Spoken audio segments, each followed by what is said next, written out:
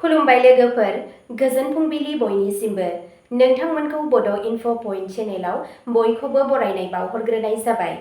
आं दिनै नोंथांमोननि सिगाङाव राशि बायदियै दिनैनि सानसेनि फानजामुथिखौ फरायथिनो लादों। आसा खालामो नोंथांमोना भिडिअ'खौ नायनो मोजां मोनगोन। आरो नोंथांमोनहा सानफ्रोमबो फुंबिलि समाव बेबादिनो सानसेनि फानजामुथि नायनो गोसोब्ला चेनेलखौ साबस्क्राइब खालामनानै लादो आरो भिडिअ'खौ मोजां मोनोब्ला अन्नानै लाइक, शेयार आरो कमेन्टबो खालामनानै होलांब्लानो जाबाय।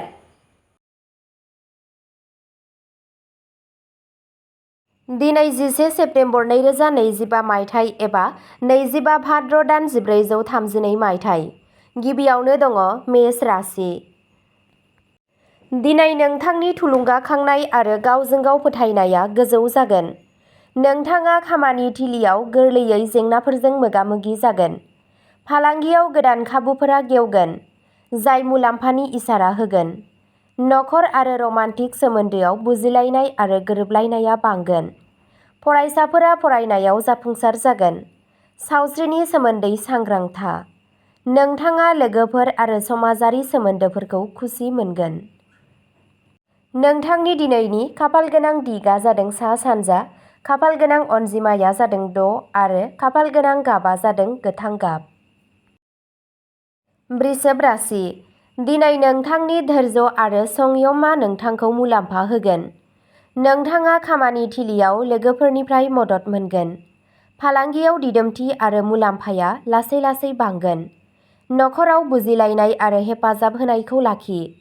फरायसाफोरा गावसोरनि फरायनायाव जाफुंसार जानो हागौ। सावस्रिनि फारसे जर'खा नोजोर हो। रांखान्थियारि बिथिङाव सांग्रां जानानै थिरांथा ला। नोंथांनि दिनैनि खाफालगोनां दिगआ जादों खोला-सोनाब, खाफालगोनां अनजिमाया जादों 8 आरो खाफालगोनां गाबआ जादों खमला गाब। मिथुन राशि। दिनैनि साना नोंथांनि थाखाय गोदान खाबु आरो सोरजिलु सानस्रि लानानै फैगोन। नोंथांनि साख्रियाव दावगानायनि नेरसोनफोर दं। फालांगियाव बाहागोदारिया मुलाम्फा गोनां जागोन। नखराव अननाय आरो गोरोबलायनाया थागोन। नोंथाङा लोगोफोरनिफ्राय हेफाजाब मोनगोन। फरायसाफोरा गावनि सोलोंथायाव मोजां फिथाय मोनगोन। सावस्रिया मोजाङै थागोन। रांखान्थियारि थासारिया गोख्रों जागोन। नोंथांनि दिनैनि खाफालगोनां दिगआ जादों खोला-सानजा, खाफालगोनां अनजिमाया जादों 3 आरो खाफालगोनां गाबआ जादों निला गाब। कर्क राशि। दिनैनि साना नोंथांनो जाफुंसारनाय आरो सुखु होगोन। नोंथाङा खामानियाव गोजौ बिबानगिरिफोरनिफ्राय मदद मोनगोन। फालांगियाव मुलाम्फानि गोदान खाबु मोनगोन। नखर आरो बिमा-बिफाजों सम हगारनाया नोंथांखौ गोजोननाय होगोन। हाबा जानाय जिउआ गोजोनथाव जागोन। फरायसाफोरा फरायनायाव मोजां नम्बर मोनगोन। सावस्रिया मोजां जागोन। समाजारि आरो धोरोमारि हाबाफोराव बाहागो लायोब्ला मुलाम्फा जागोन। नोंथांनि दिनैनि खाफालगोनां दिगआ जादों सोनाब, खाफालगोनां अनजिमाया जादों 5 आरो खाफालगोनां गाबआ जादों गोमो गाब। सिंह राशि। दिनै नोंथांनि गावजों गाव फोथायनाय आरो दैदेननायनि रोंग'थिया गोजौ जागोन। खामानि थिलियाव गोदान मोनफुंनाय जागोन। फालांगियाव मुलाम्फा जानायनि नेरसोन दं। नखर आरो मोजां मोनलायनायनि सोमोन्दोआव गोरोबलायनाय आरो हेफाजाबआ बांगोन। फरायसाफोरनि थाखाय समा मोजां जागोन। सावस्रिया मोजां जागोन। लोगोफोरजों सोमोन्दोआ गोख्रों जागोन। रांखान्थियारि थिरांथाफोरखौ सांग्राङै ला। नोंथांनि दिनैनि खाफालगोनां दिगआ जादों साहा, खाफालगोनां अनजिमाया जादों 2 आरो खाफालगोनां गाबआ जादों गोजा गाब। कन्या राशि। दिनै नोंथाङा नोंथांनि खस्थ'नि फिथाइखौ मोनगोन। नोंथांनि साख्रियाव जौगाथायनि खाबुफोर दं। फालांगियाव मुलाम्फा जानो हागौ। नखराव गोजोन आरो हेफाजाब थागोन। हाबा जानाय जिउआव बुजिलायनाय आरो अननायआ बांगोन। फरायसाफोरा फरायनायाव जाफुंसार जागोन।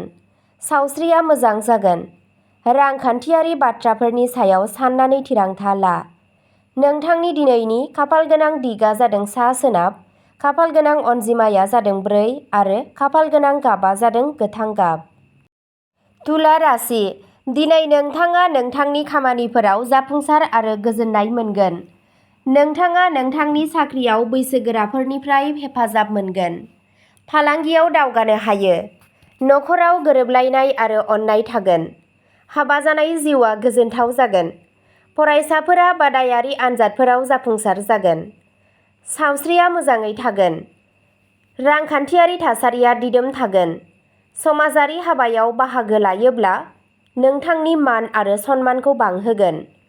नोंथांनि दिनैनि खाफालगोनां दिगा जादों खोला सानजा, खाफालगोनां अनजिमाया जादों 6 आरो खाफालगोनां गाबा जादों अख्रांनि गोथां गाब। वृश्चिक राशि। दिनै गोदान गोदान सानस्रि आरो बिथांखिफोरा मुलाम्फा गोनां जागोन।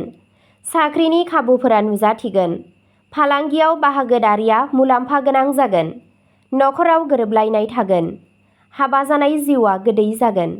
फरायसाफोरा फरायनायाव जाफुंसार जागोन। सावस्रिया मोजां जागोन। गोसो होथारै साननानै राङारि थिरांथा ला। लोगोफोरनि हेफाजाब होनाया मुलाम्फा गोनां जागोन। नोंथांनि दिनैनि खाफालगोनां दिगा जादों सा सानजा, खाफालगोनां अनजिमाया जादों 1 आरो खाफालगोनां गाबा जादों खमला गाब। धनु राशि। दिनै नोंथांनि खामानिफोरा थाबैनो जोबगोन। नोंथांनि साख्रियाव दावगानायनि खाबुफोर दं। फालांगियाव गोबां मुलाम्फा जानो हागौ। नोंथाङा गावनि नखरजों सम हगारनायखौ गोजोननाय मोनगोन। फरायसाफोरा फरायनायाव जाफुंसार जागोन। रमान्टिक सोमोन्दोआ गोख्रों जागोन। रांखान्थियारि थासारिया दिदोम थागोन। सावस्रिया मोजां जागोन। दावबायनायनि थाखाय मोजां सम। नोंथांनि दिनैनि खाफालगोनां दिगा जादों सोनाब, खाफालगोनां अनजिमाया जादों 9 आरो खाफालगोनां गाबा जादों गोथां गाब। मकर राशि। दिनै नोंथाङा नोंथांनि खस्थ'नि फिथाइखौ नुनो मोनगोन। नोंथांनि साख्रियाव मासि जौगानायनि मिजिं दं। फालांगियाव मुलाम्फा जानो हागौ। नखराव गोजोन थागोन। नोंथाङा नोंथांनि लोगोरिनिफ्राय हेफाजाब मोनगोन। फरायसाफोरा मोजां नम्बर मोनगोन। रांखान्थियारि थासारिया नर्मेल थागोन। सावस्रिया मोजां जागोन। नखरनि बिबानफोराव समानथि लाखि। नोंथांनि दिनैनि खाफालगोनां दिगा जादों खोला सोनाब, खाफालगोनां अनजिमाया जादों 5 आरो खाफालगोनां गाबा जादों गलापि गाब। कुम्भ राशि। दिनैनि साना गोजोनथाव आरो मुलाम्फा होगोन। साख्रियाव जाफुंसार जागोन। गोदान फालांगियारि सानथांखिफोरा मुलाम्फा गोनां जागोन। नखराव अननाय आरो गोरोबलायनाया बांगोन। फरायसाफोरा बादायलायनायाव जाफुंसार जागोन। सावस्रिया मोजाङै थागोन। रांखान्थियारि थिरांथाफोरखौ साननानै ला। नोंथांनि दिनैनि खाफालगोनां दिगा जादों साहा, खाफालगोनां अनजिमाया जादों 7 आरो खाफालगोनां गाबा जादों गोमो गाब। मीन राशि। दिनै गोदान मोनफुंनाय आरो मोजां फिथाइ लानानै फैगोन।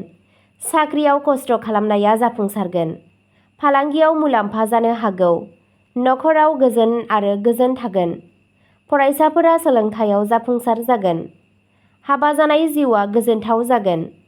रांखान्थियारि थासारिया मोजां जागोन। सावस्रिया मोजां जागोन। दावबायनाय आरो समाजारि सोमोन्दोनि थाखाय बेयो मोनसे मोजां सम। नोंथांनि दिनैनि खाफालगोनां दिगा जादों खोला सानजा, खाफालगोनां अनजिमाया जादों 2 आरो खाफालगोनां गाबा जादों गोजा गाब।